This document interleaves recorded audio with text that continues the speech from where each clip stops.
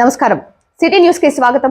రాష్ట్రంలో ప్రతి ఒక్కరూ పరిసరాల పరిశుభ్రతను బాధ్యతగా తీసుకోవాలని 120 మైక్రాన్ల కంటే పలచని సింగిల్ యూజ్ ప్లాస్టిక్ నిషేధాన్ని అమలు చేయాలని విజ్ఞప్తి చేశారు ప్రభుత్వ చీఫ్ విప్ వినుకొండ ఎమ్మెల్యే జీవి ఆంజనేయులు.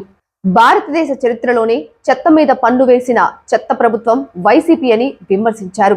123 మున్సిపాలిటీల్లో 85 లక్షల టన్నుల చెత్తను వదిలేసిపోయారని ధ్వజమెత్తారు. ఈ అక్టోబర్ 2 నాటికి ఆ చెత్త మొత్తాన్ని శుభ్రం చేయటం, వ్యర్థాల నుంచి సంపద సృష్టించడమే లక్ష్యంగా ముఖ్యమంత్రి చంద్రబాబు ఆదేశాలు జారీ చేశారన్నారు. పర్యావరణ పరిరక్షణ, పరిశుభ్రతల ప్రాముఖ్యతపై అవగాహన కల్పించి స్వచ్ఛాంధ్ర ప్రతిజ్ఞ చేశారు. శనివారం ఈ మేరకు వినుకొండ పట్టణంలోని 27వ వార్డు హనుమాన్ నగర్ ప్రాథమిక పాఠశాల వద్ద నిర్వహించిన స్వచ్ఛాంధ్ర స్వచ్ఛ వినుకొండ కార్యక్రమంలో ప్రభుత్వ చీఫ్ విప్ జీవి పాల్గొన్నారు. ప్రజా ప్రతినిధులు, అధికారులతో కలిసి పరిసరాలను శుభ్రం చేశారు. పాఠశాల ఆవరణలో మొక్కలు నాటారు.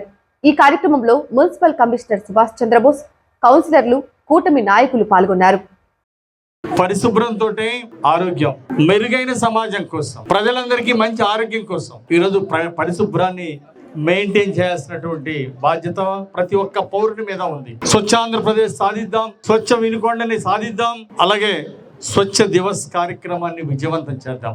ఈరోజు వినుకొండ సామాజిక సేవా కార్యక్రమాల్లో ప్రజలందరూ కూడా భాగస్వామ్యం కావాలని సందర్భంగా నేను కోరుతున్నా. ఈరోజు పరిసరాలను మనం పరిశుభ్రంగా ఉంచుకున్నప్పుడే మనం ప్రజలందరికీ ఆరోగ్యంగా ఉంటుంది. చెత్త కుప్పలు ఎక్కడెక్కడ పేరుకుపోతే అశుభ్రం పెరిగిపోతుంది, బ్యాక్టీరియా పెరిగిపోతుంది.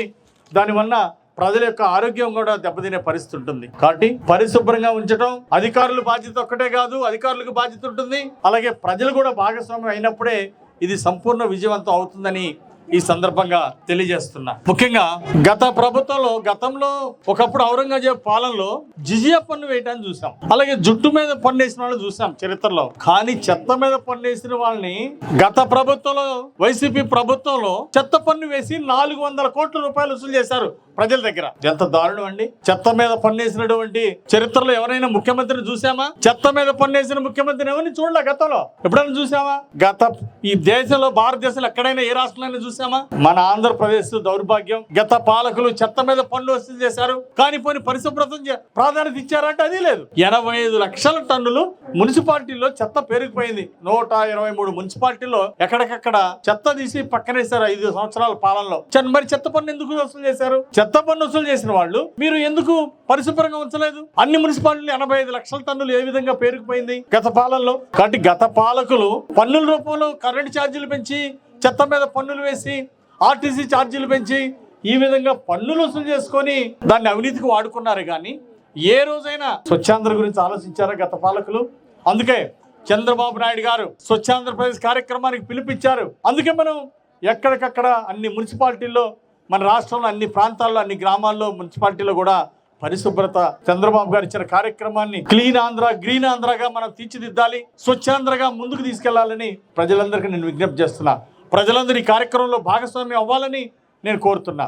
అలాగే ప్లాస్టిక్ వస్తువులు 120 మైక్రాన్స్ కు తక్కువ ఉన్నటువంటివి చాలా ప్రమాదం. మనం ఏదో తక్కువ రేటుకు వస్తున్నాయని చెప్పేసి దాన్ని వాడితే అవి భూమిలో కరిగిపోవు. అతి విలువైనటువంటి సంపద భూమి. ఆ భూమి ఇలాంటి డీగ్రేడ్ అవ్వని మెటీరియల్ వాడినందువల్ల, ప్లాస్టిక్స్ వాడినందువల్ల బయోడీగ్రేడ్ అవ్వవు. దానివల్ల సాయిల్ అంతా, భూమి అంతా పాడైపోతుంది, కలుషితం అయిపోతుంది, క్యాన్సర్ లాంటి వ్యాధులు వచ్చే ప్రమాదం ఉంది. అందుకోసం, ఆరోగ్యం కోసం, భూమిని స్పాయిల్ చేయటం, క్యాన్సర్ లాంటి మహమ్మారి వ్యాధులు రాకుండా ఉండటం కోసం ప్రతి ఒక్కరు కూడా 120 మైక్రాన్స్ లోపు ఉన్నటువంటి కవర్లు కానీ, ప్లాస్టిక్ గ్లాసులు కానీ వాడొద్దని నేను ప్రజలందరికీ నేను విజ్ఞప్తి చేస్తున్నా. ఈ రాష్ట్రం అంతా కూడా, మన రాష్ట్రం స్వర్గసీమగా మార్చాలి, మన రాష్ట్రం స్వచ్ఛాంధ్రప్రదేశ్గా మార్చాలి, ఆరోగ్య ఆంధ్రప్రదేశ్గా మార్చాలంటే, ఆరోగ్యంగా ఉండాలంటే ఇలాంటి ప్లాస్టిక్ 120 మైక్రాన్స్ లోపు వాటిని వాడకూడదు. ఇలాంటి వాటిని, అట్లాగే బయోడిగ్రేడబుల్ మెటీరియల్ వాడాలి.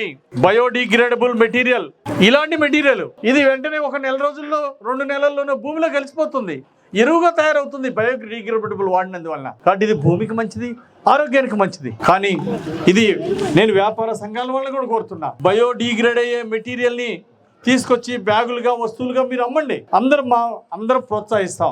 అంతేగాని సమాజానికి నష్టమైనవి, అలాగే కలుషితము 100 సంవత్సరాలు, 1000 సంవత్సరాలు కూడా బయోడిగ్రేడ్ అవని 120 మైక్రాన్స్ లోపు ఉన్నటువంటి ప్లాస్టిక్వి, పేపర్స్, ఇలాంటివి ఏవి వాడొద్దని నేను ఈ సందర్భంగా అందరినీ కోరుతున్నాను. దీనికి వ్యాపారస్తులు అలాగే వినియోగదారులు ప్రజలందరూ కూడా సహకరించి ప్లాస్టిక్ వినియోగాన్ని తగ్గించి అసలు వాడకూడదని, బయోడిగ్రేడబుల్ వాటి స్థానంలో బయోడిగ్రేడబుల్ బ్యాగ్స్ కానీ మెటీరియల్ కానీ వాడాలని ప్రజలందరికీ నేను విజ్ఞప్తి చేస్తూ ఆరోగ్యాంధ్రప్రదేశ్ సాధిద్దాం, స్వచ్ఛాంధ్రప్రదేశ్ సాధిద్దామని మీ అందరికీ మనవి చేసుకుంటూ ఈరోజు ఈ కార్యక్రమంలో పాల్గొన్న ప్రతి ఒక్కరికి పేరు పేరున అభినందనలు తెలియజేస్తూ చెత్త పన్ను తీసేసి చట్టాన్ని చేసినటువంటి చంద్రబాబు గారికి ధన్యవాదాలు. ఆనాడు గత పాలనలో చెత్త పన్ను వేసి 400 కోట్లు వసూలు చేస్తే ఈరోజు చంద్రబాబు గారు చెత్త పన్ను తీసేసి ఓ చట్టం తీసుకొచ్చారు, చెత్త పన్ను వసూలు చేయొద్దని. అలాగే అక్టోబర్ 2 గాంధీ జయంతి నాటికి 85 లక్షల టన్నులు మున్సిపాలిటీలో రాష్ట్రంలో పేరుకుపోయినటువంటి చెత్త అంతా 5 సంవత్సరాలు ఉంచినటువంటి చెత్త అంతా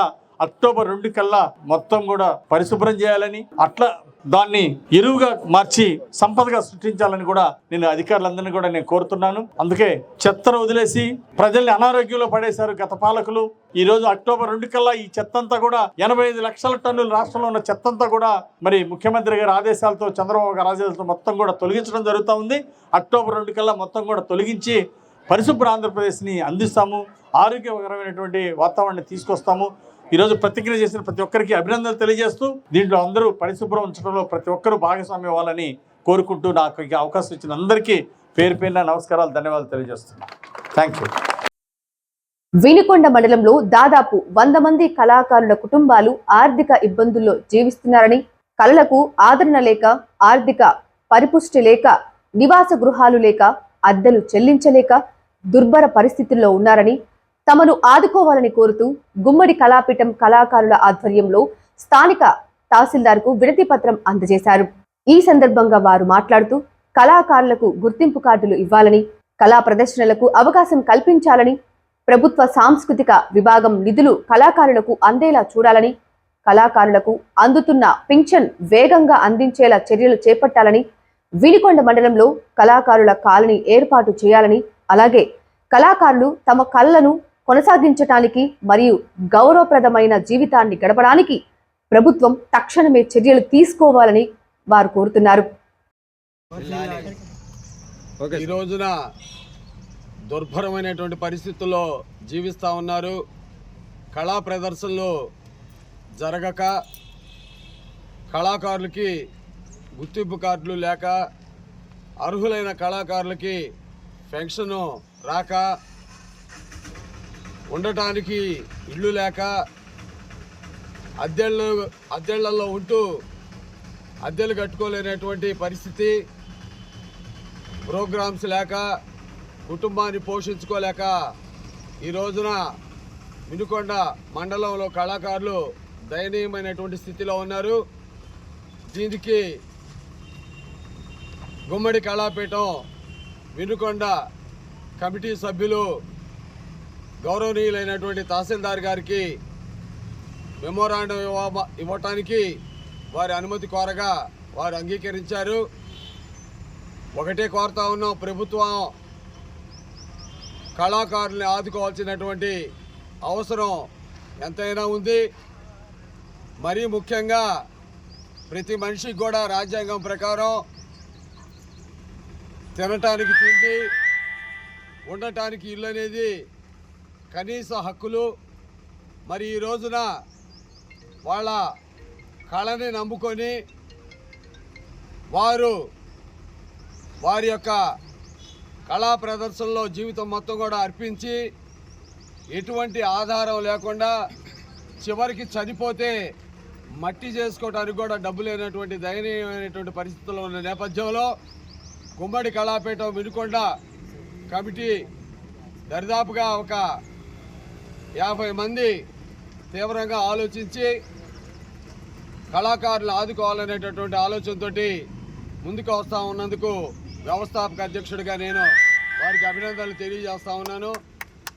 భవిష్యత్తులో మనందరం కూడా కలిసి ప్రభుత్వం ద్వారా, ప్రభుత్వ అధికారుల ద్వారా మన జీవితాలని మనమే బాగు చేసుకోవాలి. మనందరం కూడా ఐక్యంగా ఉండాల్సినటువంటి అవసరం ఉంది.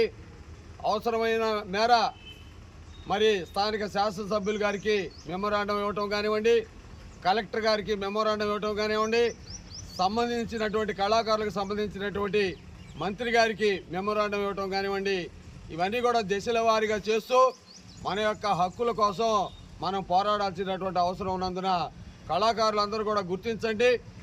భవిష్యత్తులో ఏ పిలిపించినా కానీ కమిటీ మీరు వచ్చి కార్యక్రమాల్లో పాల్గొని మరి మన యొక్క బాధల్ని ప్రభుత్వానికి అధికారులకు తెలియజేసి వారి యొక్క మరి సహాయ సహకారాలని మనం పొందాల్సినటువంటి అవసరం ఉంది.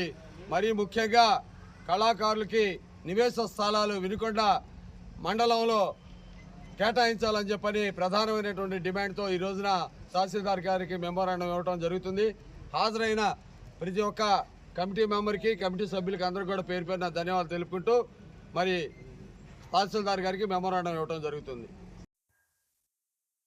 వినుకొండ మండలం స్వర్ణాంధ్ర స్వచ్ఛాంధ్ర కార్యక్రమం మండల స్థాయిలో నరగాయపాలెం గ్రామ పంచాయతీ పరిధిలో నిర్వహించారు. ఈ కార్యక్రమంలో మండల ప్రత్యేక అధికారి కందుల శ్రీరాములు, మండల స్థాయి అధికారులు, స్థానిక ప్రజా ప్రతినిధులు పాల్గొన్నారు.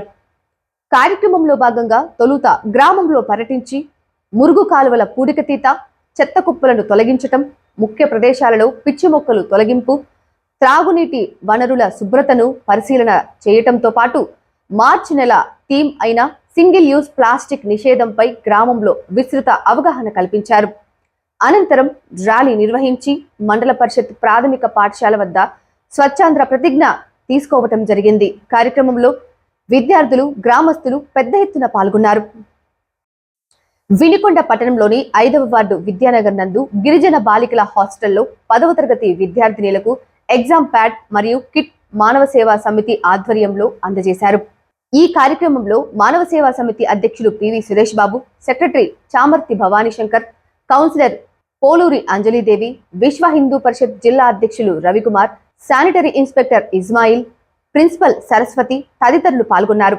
ఈ సందర్భంగా సురేష్ బాబు మాట్లాడుతూ, ప్రతి సంవత్సరంలానే 10వ తరగతి పిల్లలకి ఎగ్జామ్స్ రాయడానికి సంబంధించినవి అందజేస్తూ 17వ తేదీ జరగనున్న 10వ తరగతి ఎగ్జామ్స్ బాగా రాయాలని, టెన్షన్ కి ఒత్తిడికి లోనవ్వకుండా బాగా రాసి ఉత్తీర్ణులు కావాలని, తమ తల్లిదండ్రుల కోరికలు, ఆశయాలు నెరవేరాలని కోరారు. ప్రిన్సిపల్ సరస్వతి మాట్లాడుతూ, తమ పాఠశాల అభివృద్ధిలో పిల్లల వసతుల సౌకర్యాల కొరకు పివి సురేష్ ని మర్చిపోలేమని అన్నారు. భవానీ శంకర్, రవికుమార్, ఇస్మాయిల్ మాట్లాడుతూ 10వ తరగతి ఎగ్జామ్స్ బాగా రాసి ఉన్నత శిఖరాలను ఎదగాలని, క్రమశిక్షణతో ఉన్న విలువైన విద్యతో ముందుకు నడవాలని పిల్లలకి ఆశీస్సులు తెలిపారు. సిటీ న్యూస్ ఇంతటితో సమాప్తం. తిరిగి రేపటి సిటీ న్యూస్ లో మళ్ళీ కలుద్దాం. అంతవరకు సెలవు. నమస్కారం.